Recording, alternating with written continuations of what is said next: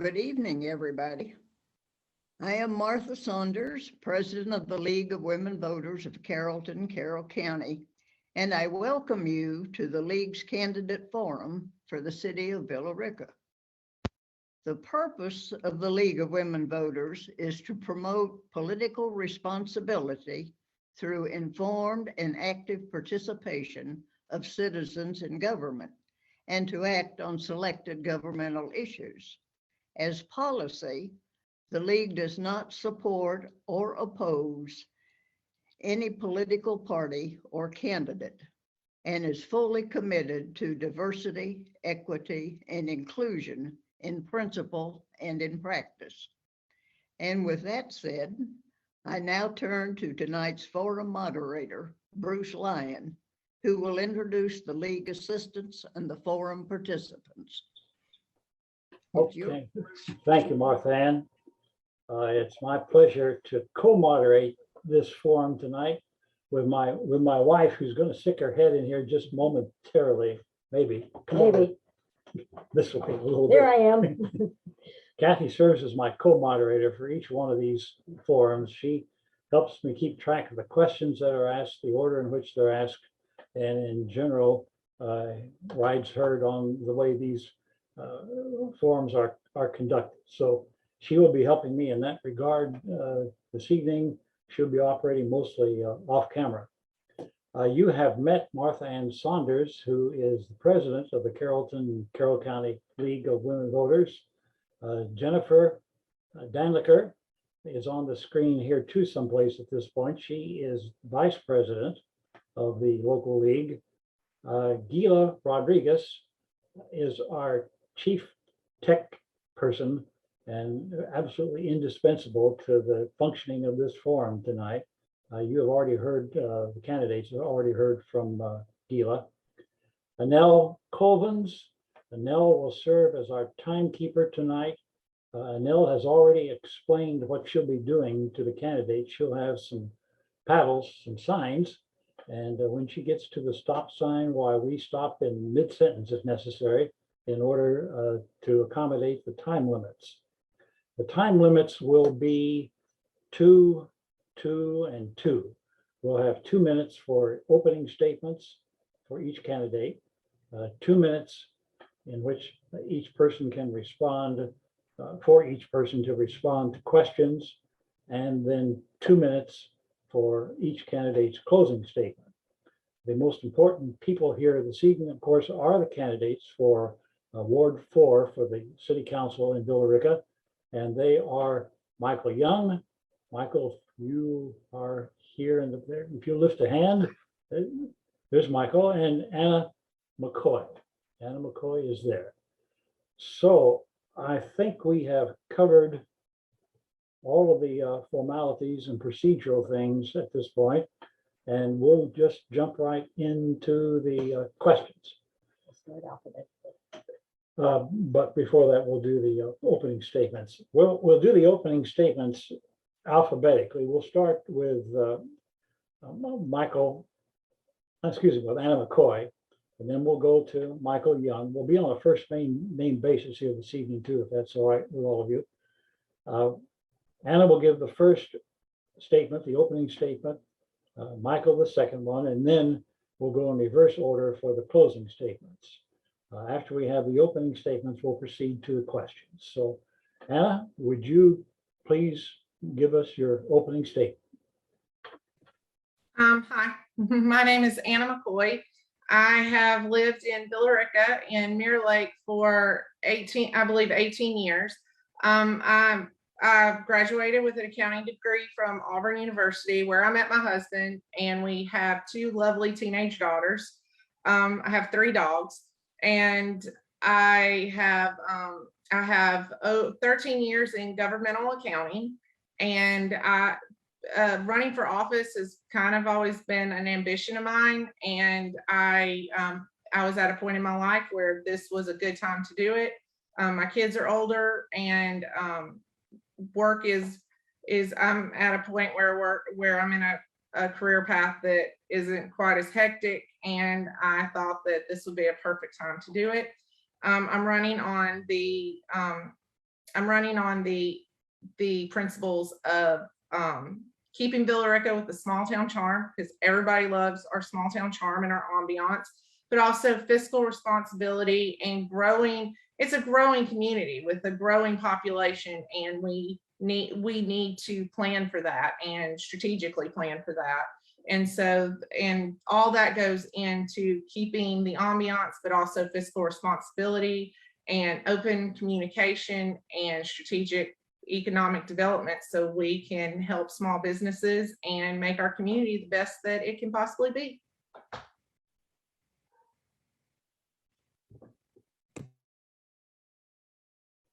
Thank you. Michael, we'll go to your opening statement next, please. My name is Michael Young, and I'm running for re-election to the Villa Rica City Council for Ward 4, which is most of Mirror Lake.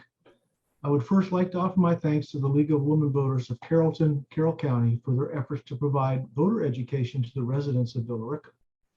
I also extend my thanks to all the people streaming or viewing of this recording event. I appreciate your time and effort to hear from your candidates.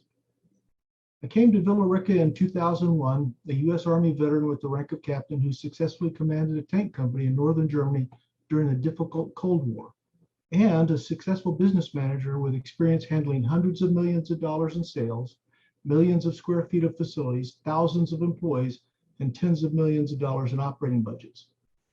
Before being elected to the city council, I volunteered with the city's citizen committees for 4 years, from 2015 to 2019. I started with Recreation Advisory Committee since my granddaughter was playing soccer with the city at the time. That quickly morphed into joining the Main Street Advisory Board, the Zoning Board of Appeals, and the Downtown Development Authority. My service to the city was recognized in 2018 as one of several volunteers, and then again in 2020 as Volunteer of the Year. In 2015, I also joined the Villa Rica Golden City Lions Club to help charitable organizations in the local area. I have served as president of the club for 2 years and secretary of the club for 2 years. I've been on the city council for 2 years now and am proud of the progress Villa Rica has made during that short time. During those few years, Villa Rica has become much more financially secure. Villa Rica is now able to plan multi-million-dollar repaving projects without fear of economic disaster. We have changed the Water and Sewer Enterprise Fund into an entity that no longer siphons money from the general fund, but instead can begin paying for major infrastructure improvements from the fund. We improved the Solid Waste Enterprise Fund so that it is only fractionally in deficit, and have proposals by the city finance director in the next few months to make the fund self-sufficient. Okay, we'll have to stop at that point, Michael. I see Annelle has waved the stop sign, so we'll move from this point into the questions. And we'll ask you, Michael, to respond first to this question. You already touched on some of the things that you're concerned about, but we'd like for you both, specifically both candidates, to tell us what are your top priorities for the city of Villa Rica. And Michael, if you would go first, please. Villa Rica has quite a few problems because we kicked the can down the road for a number of years. Basically not wanting to spend money, not wanting to lose the small town feel, not wanting to grow, so problems didn't get solved. One of the major ones is our water and sewer infrastructure. Although the enterprise fund is now no longer siphoning funds off the general fund, it's behind. We've completed a couple of big projects, but we've still got a bunch more to do in older Villa Rica. The next problem is a kind of a new one, raw water. Right now, Villa Rica makes about 1.5 million gallons of water a day, and we purchase 600,000 gallons of water a day from Carroll County. We could expand our water processing capability, but cannot draw more water from the 2 lakes that provide our water than we are currently drawing. What makes this an important issue is the contract for buying water from Carroll County expires in a few years, and Carroll County has stated they will no longer sell water at a bulk discount rate, but will switch to a retail rate, which is actually higher than the rate we charge to Villa Rica residents. So we need to find out where are we going to get water from? What can we do to increase the capacity of our two lakes? Where can we get a better price from? It's complicated, and it's going to take a couple of years to sort that out. And we need to do it before the contract expires. Third one is an industrial park. This is an issue for two reasons. First, the difference between tax revenues on a piece of agricultural land and a piece of industrial land is fairly large. So an industrial park would generate a lot more funds for the city. But the second reason may be even more important. We don't want to just be a bedroom community. We need places for people who live here to work here. It's about balancing growth with the right kinds of housing, the right amount of retail or commercial space, and the right kinds of jobs for the people that live here. Okay, and thank you, Michael. Again, we've got the stop sign, so perhaps we can come back to other points you might want to make later I actually don't see her in gallery view. I see myself, Martha, Anna, and you, and I don't see her. I'm sorry for that. Is there a way to correct that? Gila, you are still with us, I think. So I am. That is the problem when we have different people. So let me see if I can actually do this. Can you see Anel right now? Anel, can you talk? Because Bruce is in speaker mode, he's expanded on the screen, and everybody else is snapshot. It's a problem. Oh, okay. All right. Do you have it in gallery view though, right now? Yes. Okay. Anel, maybe you can do when it is stopped, you can unmute yourself and say time. Okay. I will. Thank you. Let me, well, it would be best if Anel did it because she's going to be paying closer attention. But Anel, when we get to the 15-second point, if you could say something at that time, and then if necessary, when we get to the stop sign, okay? Okie dokie. All right. Okay. Now then, we will move to Anna to respond to this question also. The question, of course, was, what are your top priorities for the city of Villa Rica should you be elected to this post? Okay, thank you. I agree with Michael on a lot of things. The city has kicked the can down the road, especially on the water and sewer infrastructure. I do agree about the industrial park and stuff, but one of my main things was I do feel we need to grow our sales tax base. And I know that ties in with my property tax and everything as well. But as I do also wonder, because we're adding a lot more homes into Mirror Lake, but yet we have this water problem. So I feel like we have had this habit, for lack of a better word, of putting kind of the cart before the horse in decision making. And we don't really look at return on investment for the city. So one of the things I would like, because everybody I know in my neighborhood and in the majority of Mirror Lake is like, we don't have a lot of commercial retail restaurants, whether they be a local or small brand or something like that. So I would like to bring more of that to Villa Rica, because right now Villa Rica has roughly 15,000 residents, and we're going to Douglasville or Carrollton and contributing to their tax base. And it would be nice to keep the money here and get the benefits from that. The other thing I'm running on is, so to make a long story short, that would be, we really need to find ways to grow revenue in the city. Another thing I was running on is communication. And I know it's hard in this day and age to communicate. There's so many platforms, but I think there needs to be 15 seconds. Cohesive message to especially the people of Ward 4, because some things happen that don't concern the rest of the city and vice versa. And then I just think we need to be strategic about how we do economic development, and that's supporting small businesses. Thank you very much. I know you both candidates have a lot to say to us this evening, and we'll try, I hope we'll be able to get in all of your comments before in the course of asking the questions that we have, which kind of cover the waterfront. The next question, and Anna, will let you please respond to this one first.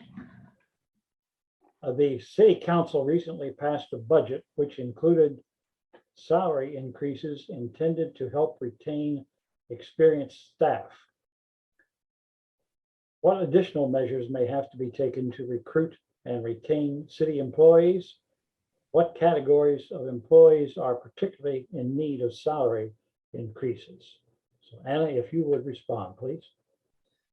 Well, I do know from my research that the police is a big deal because they don't want to lose experienced people to the surrounding police departments. Water and sewer too is a big issue. But what I mean, salary increases help, maybe, but they can only go so far. So maybe in addition to that, why not a kind of paid time off or a flex schedule? Because there are a lot of things that you don't get, that don't show up in your paycheck, that you're very thankful for when you work. So I think that's a good way to retain people, is a flexible schedule, because everybody's trying to get a work-life balance. I know the last couple of years, it's either been really easy or really hard, however you look at it. But I think that too, because nobody wants to be married to their work, for one. I think that would be maybe more vacation time would help, but to give people reasons to have a work-life balance. And I know in stuff like the police department, that's hard, and they have completely other issues than work-life balance. It's probably the last thing on their mind. But I think if we can put our heads together and come up with something that's efficient and effective. And I know in the budget, they also have surveys to get feedback from the employees to see what they're missing or what their needs are, because sometimes maybe it's not effectively communicated between the management and the employee. But I also do know turnover is very, very expensive. 15 seconds. It's very, very expensive, and we want to try to avoid that if we can. Okay, thank you. And Michael, if you would respond now, please. Just making sure I'm unmuted. The city has gone to great lengths in the past to make sure our pay for all the levels of city employees are compatible. And then after that, we could only afford some small increases in cost of living allowances and things like that. So we've actually probably fallen behind some of the neighboring cities. And with the work, the shortages in personnel right now, even further in some areas, the competitiveness for police officers is huge. And the cost to replace a police officer is growing bigger and bigger with the academy and the training and all the equipment. Water and sewer people, water operators can get a job pretty much anywhere they're in such need. So we need to protect those two places, but all of the employees need to be comparable to the surrounding areas. And that, you do a lot of surveys to find out what other people are paying their people, and we need to make sure we stay competitive, which means every year we need to look at increasing those salaries. We also need to make sure that our benefit package stays compatible with everybody else. Right now, I think our benefits, medical, vacation, other things are better than some of the cities, but you shouldn't get complacent about that. We need to continue to make sure that we offer a benefit package that people want. In a lot of cases, for a married couple, that benefits are more important than a few bucks.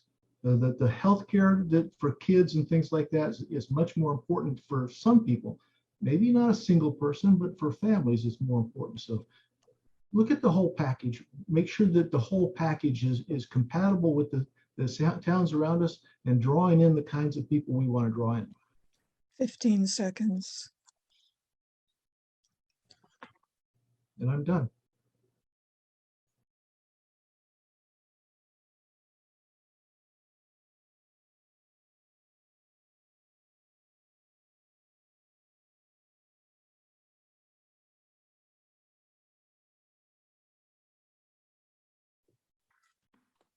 You're muted, Bruce.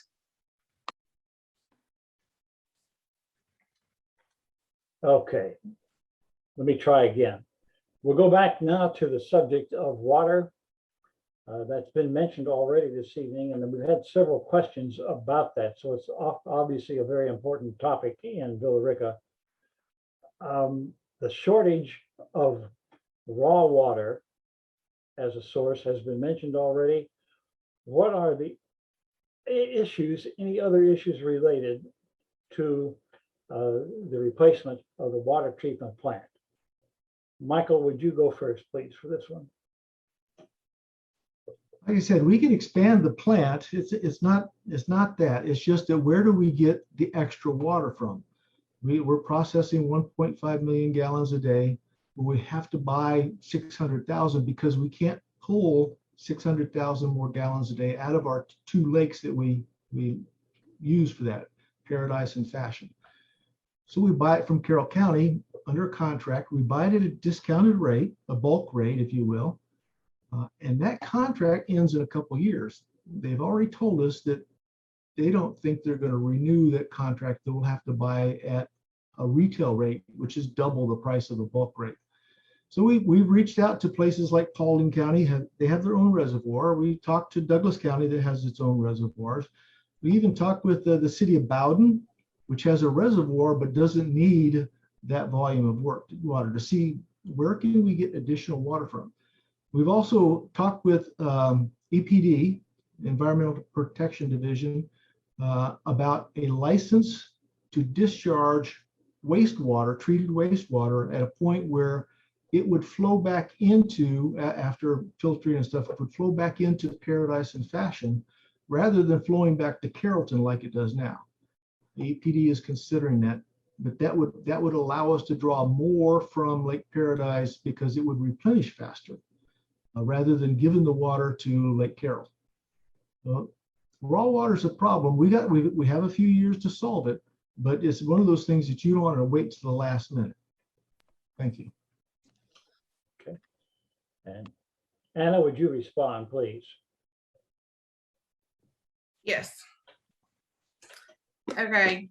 First of all, this seems like an example of not looking strategically and not looking at a return on investment when the city made a decision. And that's one of the things I would like to prevent. And I do agree with Michael that we do need to look at it now. We probably actually should have looked at it 4 years ago or 3 years ago or whenever we signed the contract, because water is a big deal, and our water bills combined with the sewer and the garbage are pretty expensive in Villa Rica. And I mean, common sense, the only thing you can do is just like he said, you either look for a way to recycle it and put it back in, or you go to other places that have water and you buy it from them, or maybe this is a negotiation tactic and you try to renegotiate with Carrollton. I mean, there's no thinking outside the box much with this. That's basically all you can. Oh, I'm sorry. Was I muted? No, you're good. Okay, it said I was muted. I apologize. But No, basically, that's all you can. I mean, that's all you can do. You find another supplier, or you renegotiate, or you recycle. That's all we can do with that. I do wonder though if we could like divide it up maybe, and this might sound very naive, but because part of us are in Douglas and part of us are in Carroll, if we could maybe divide between the two, who knows?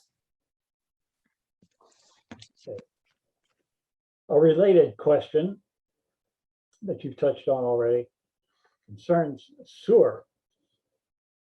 And Anna will ask you to respond this one first, but this person wants to know what we can do to upgrade the old sewer plant in Mirror Lake to handle additional development. So would you respond, please, to that one?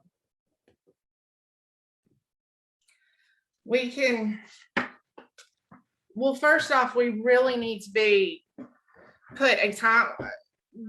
Mirror Lake's going to build up. There's no way around that. It's zoned to build up. So we really need to put a timeline together instead of it like popping up within a year. and just really straining the infrastructure and straining the sewer system. And so we have a chance to upgrade it before Mirror Lake gets completely full. So I think that needs to happen. And that's one of the things that kind of concerned me and had me start running, is we don't want to overdevelop. So but that's just going to be another kick the can down the road, but it might prevent disaster in the meantime. I mean, that's what we're going to have to do, and grow revenue so we have the money to upgrade it properly and do it properly. But if we're not building houses, but we could build in other areas of Billerica and get the money from that. But I do think we need to look at, like Michael said, the industrial, and like we both said, the residential and the commercial, the retail and the restaurants, to grow that revenue so we have money for this when it comes up, because this is a really big issue. And if we can't get funding to fix it, then it's going to be a hard fix. Thank you. And Michael, your comments, please. The north plant, which is, it's not really north, but that's what they call the Mirror Lake plant, has enough capacity for what we're doing in Mirror Lake, for the build out of Mirror Lake.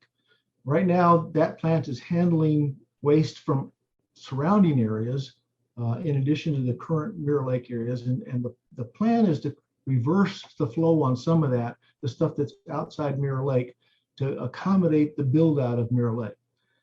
The plant itself can be expanded, but we need to move the discharge point quite a distance, because there's some EPD laws on percentages of how much you can discharge into a certain area and what the flow of that can be. And in order to upgrade the plant, increase the capacity of the plant, we need to move the discharge point. That's for the future.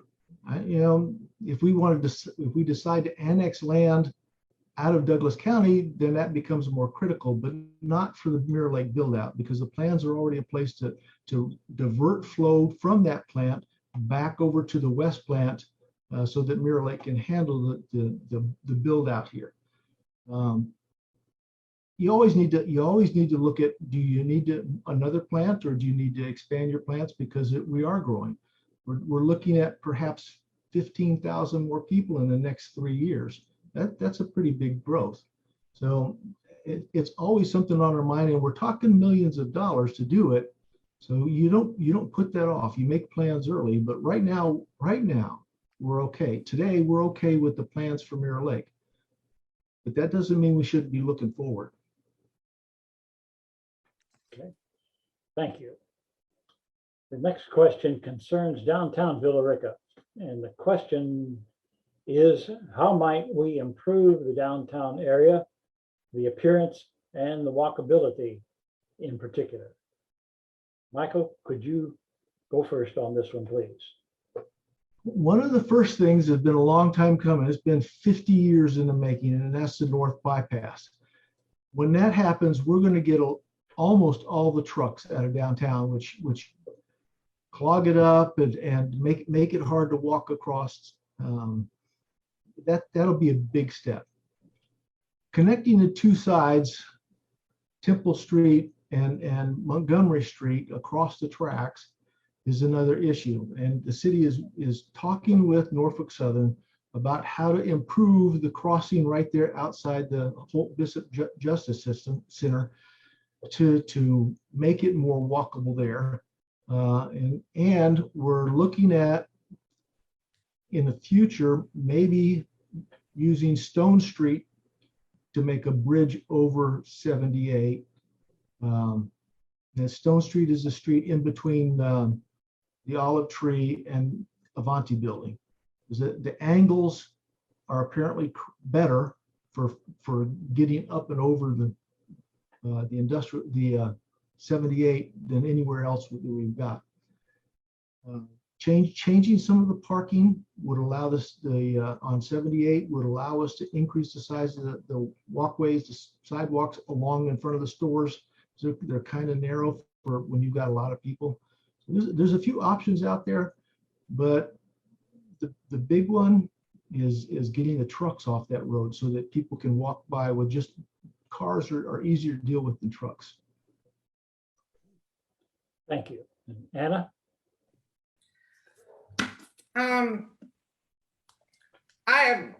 First off, I don't think we're ever going to get trucks off the road. I mean, because I saw this all the time commuting to Cobb County with the Waze and GPS. If there's something causing the delay, they're going to go through. They're going to try their best to go wherever they can to keep moving. So, I mean, I think the bypass will help, but like Michael said, it's been 50 years in the making, or it's been a long time. They've been talking about it as long as I've lived here just about. So, but in the meantime, my suggestion would be, I have noticed walking across from Montgomery Street and Carroll Street in that center, there's no traffic light, like a walk or a go. And it's a pretty big traffic area. So I think if we installed walking lights, that would be really efficient. And then to currently fix it, like there are some things that could, like I know by the train tracks, right where I'm talking about, where Carroll and Montgomery are, where you're coming from the mill over to the uppercut, there's some parking on that side to cross over the train tracks.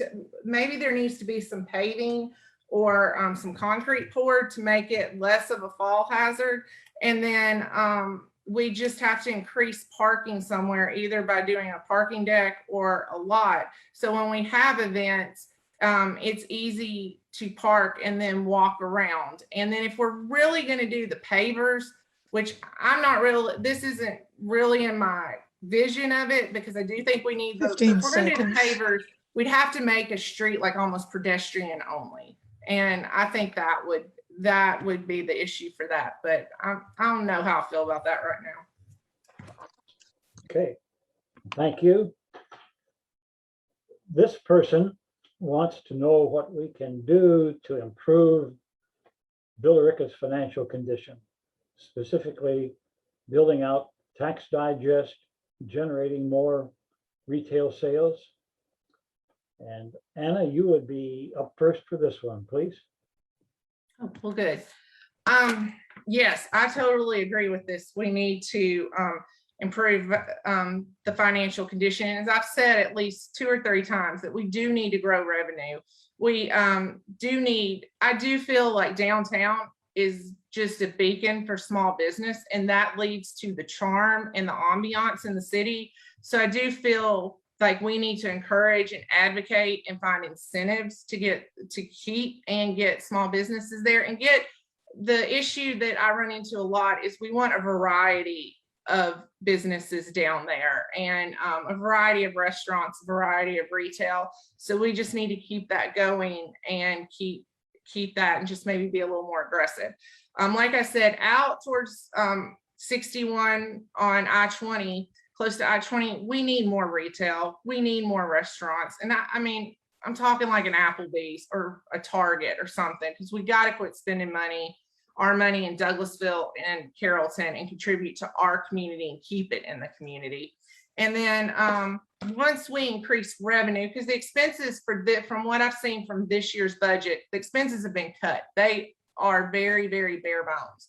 So we need to grow revenue. And once we grow revenue, then there's not really much we can do till we grow revenue. So that would improve the financial condition. My other thing is, and I know certain departments, I think, get them through community affairs, is we need to apply for external funding from grants and agencies and stuff. And I know we do it, but I think it could be done a little more efficiently and a little more effectively. And 15 seconds. And revenue producing departments, we need to look at our return on investment on those. Okay, thank you. And Michael, we'll turn to you now. It's been a tough year to attract business, and even the businesses we have are struggling because they can't get enough workers. So a new business is going to struggle too. We do need a variety. We need to take a holistic look at what kinds of businesses are in the city. and it needs to have some kind of balanced approach, because it can't be all restaurants. It can't be all women's clothing boutiques. I like those. My wife likes those, but it can't be all that. It can't be all industrial. It's got to be a mix that balances out the city well. It offers jobs to people that they want, and not everybody's going to work in a restaurant. So some people need to work somewhere else. We need to look at what land we have available for those businesses. And a lot of the places we've got left aren't necessarily well placed for businesses, which means maybe we need to look at annexation in certain areas to expand our land to put people in. And a industrial park is part of that. But there are other pieces of ground that would attract smaller businesses than a manufacturing plant, that we could look at annexing those to entice people. At one time, we had a contract with Carroll Tomorrow to kind of bring in businesses, and that contract fell apart, and nobody has stepped forward to take its place. But we're looking for somebody that can do that to help advertise the business, the city, to those businesses, to try and attract people in. We're having success attracting developers for housing. So maybe once we've got excess people, there'll be more jobs. 15 seconds. There'll be more jobs or more desire to bring a business here. Okay, good. Thank you. This person wants the two of you to address the safety improvements that are needed on Punkintown Road. Michael, would you go first on this one, please? Punkintown Road is a country road. It really isn't designed for the traffic that's on it. So I've been pushing the city to do some simple stuff. We lowered the speed limit to 35 from 45. Even though the traffic study said people were doing 51 miles an hour, so 45 is acceptable, because the traffic law regulations say that if people feel comfortable driving it, that's the speed limit you should put it at. We forced the speed limit down to 35. We put up signs that flash what your speed is, and anecdotally, when I've been on that road, people are doing 40 miles an hour, maybe 42. They're above the 35, but they're much lower than the 51 they were traveling at. The other part of that safety thing that I'm pushing is to take that road and widen it. They're 10-foot lanes right now. I want the city to make the lanes 12-foot, and I want the city to install substantial shoulders, something that you could pull off on. The accident that we had that got us into problems was that there is no shoulder, and the truck that front wheel left the road and jerked it back on, because if it went any further, he'd go down the hill, overcorrected. If there was a shoulder, then that probably wouldn't have happened. So there's been some talk about the need to straighten it. Looking at it on a map, I don't know if that's true. I think wider lanes, a substantial shoulder, and keeping the speed limit at 35. So people learn that that's the expected speed limit. They may go 40. A lot of people do 5 over, but they won't be doing 51. 15 seconds. Thank you. All right. Anna, would you address the question too, please? Yes, I'd just like to say, in the rain, I have almost wrecked on that road a couple of times. And then one thing I have noticed over the last, one of the improvements that I think Michael forgot to mention is I do believe that there's supposed to be no trucks over 6 wheels on that road. And that was a small but vast improvement from someone who traveled that road quite often. It is a vast improvement. So there's not much room on that road in any way, shape, or form. Yes, we do need it. It needs to be widened, that's for sure. But a shoulder would make a tremendous amount of difference to the road and the safety on it. But like Michael said, it is a country road. My suggestion would be to put a shoulder in hopes of eventually widening it, but a shoulder in the short term to hopefully make it safer and still, I do think like, if possible, it could be monitored by the police and stuff, and the trucks over six wheels, the speeding, get the people on that, maybe bring in a little bit of revenue from that, and it would, I mean, if you know that they're going to be watching, you're definitely going to slow down on that road, and you're going to be safer. So maybe periodically do that. I think that might address it in the short term, but in the long term, definitely shoulders would make a world of difference. That's the biggest issue with me personally with it, and eventually lead that to a widening of the road. Okay. This person wants to know your opinion about the Mirror Lake connector and the North Bypass. We've already touched on the North Bypass, but what would you like to say about those two highway developments this evening? Anna, you would go first, please. Well, the easy answer is I would like to see traffic get better in Mirror Lake. It is, I mean, we're not Kennesaw or anything like that by any stretch of the imagination, but if we're adding more people and we're adding more homes and more people are going to be going to work and stuff, there are going to be times of the day it's going to be really busy. And right now, from 4 to 7, you cannot get a spot at the Mirror Lake Publix shopping center. It's very hard to get a spot, and the gas station in that same parking lot stays pretty busy. So one, with this, I'm hoping it relieves a lot of traffic, because I think something that doesn't get touched on a lot is the Georgian, or the Frog, or whatever you want to call it, is getting built up just like Mirror Lake. And their best access to I-20 is either Stockmar Road, which is the backside of Mirror Lake, or Pumpkintown Road, which is a country road that's already has its own issues. So I'm hoping that this will alleviate some traffic from that area, and that doesn't get congested here. And I hope it does bring more commercial development so that people can they're not converging on our grocery stores in mass and stuff like that. So we have a little bit of wiggle room, but mostly I hope it relieves the traffic in Mirror Lake and Billerica in general. And Michael. Well, what I like to see about the North Bypass is for it to start on time and finish as soon as possible. It's supposed to start in 2013, 2023, in a couple of years. I don't know right now what the completion time is, but I like it to complete as soon as possible, because it would open up properties for more development, hopefully industrial development or commercial development along that corridor. The Mirror Lake connector is something that Mirror Lake residents have been asking for 18 years. I came here in 2001, and that was part of the selling point for Mirror Lake, that pretty soon you'd be able to go from Mirror Lake to downtown in your golf cart. So they've been asking for a way to walk to downtown, bike to downtown, cart to downtown, and it looks like that's finally coming.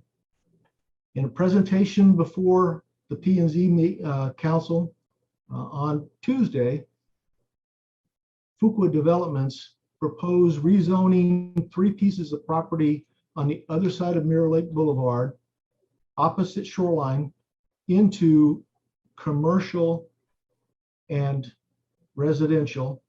And part of that commercial is another supermarket.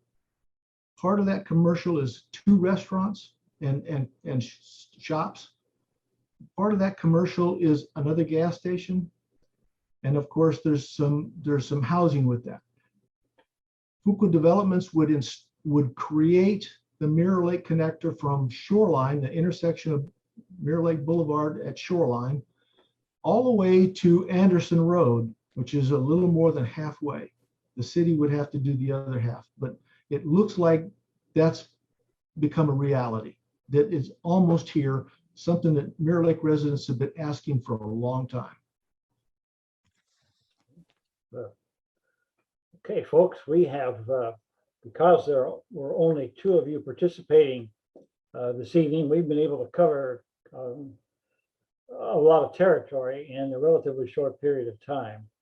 But we are ready now to move to your closing statements.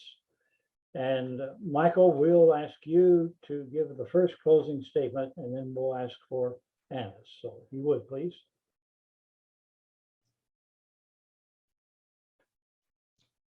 I think candidates for public office should be judged on more than just their stated desire to serve. Although it is admirable to want to serve, what makes a candidate better choice than another? The voters of Mirror Lake should closely examine the totality of efforts made by the candidates in making Mirror Lake and Villa Rica a better place to live. Being a city council member is more than just attending a workshop or a city council meeting each month. I attend almost every weekly Golden Business of the Week of the Month presentation by Main Street Advisory Board to celebrate businesses that support our downtown spirit. I have attended every Gold Rush Festival, every Thrill at the Mill, every Christmas on Main Festival, trailhead dedications, numerous business ribbon cutting and grand openings, charrettes for the Livable Centers Initiative, Georgia Initiative for Community Housing, numerous Rise and Shine meetings hosted by the City and Carroll County Chamber of Commerce. I am chairman of the City Council Finance Committee, as well as being a member of the City Council Parks and Recreation Committee and the City Council Library Advisory Committee. Additionally, since Ward 4 is mostly in Douglas County, I attend the Douglas County Board of Commissioner workshops and meetings twice a month to stay knowledgeable about Douglas County and the impact on my ward. I also engage with my constituents and other residents via email, phone calls, and even home visits to discuss issues. It's safe to say I average about 100 hours a month completing the obligations of being a city council member for Ward 4. Additionally, my campaign is strictly self-financed. Service is not about money. Is about representing people of my ward and the city as a whole. I will not compromise my vote because someone donated to my campaign. I'm asking for your vote for city council and early voting and on election day. Thank you. Thank you. And Anna, your statement, please. First off, I would like to thank Michael first for his service as a veteran, and I would like to thank him for participating in this forum. I really do appreciate it. And he's right. This isn't something that you just attend meetings and you make decisions. And I do not take this lightly. I've been a government employee for 13 years. I was completely underpaid compared to some people that were in corporate. And I even did the math and I was underpaid compared to teachers at some point in time with the same degree and same experience I am. And there were nights that I worked on my anniversary because it is what needed to be done. And I do not go into anything in my life lightly. And I have a great work ethic and I might not know everything right now, but you can bet I will research, I will read, I will draw diagrams, and I will not speak unless I say something intelligent and forthcoming and true. And that is what I think we need in city council. Well, I mean, I just made a note. We don't know where our water is going to come from in the next 2 years, but yet we're wanting to add 15,000 houses or 15,000 residents. So we need a new perspective and a new vision and a new way to look at stuff. I mean, there's nothing wrong with being devil's advocate. You make better decisions that way. And I don't expect all of the residents to agree with me. And I don't expect all the people on the council or in the city government to agree with me. I just think we need a voice and a new perspective. And that is why I chose to run. And I do not take this lightly. And I do not take this responsibility lightly. I will give everything I have, and I promise that. Okay, thank you. And thank you both, Michael and Anna, for your participation tonight and your thoughtful responses to the questions that have been asked here.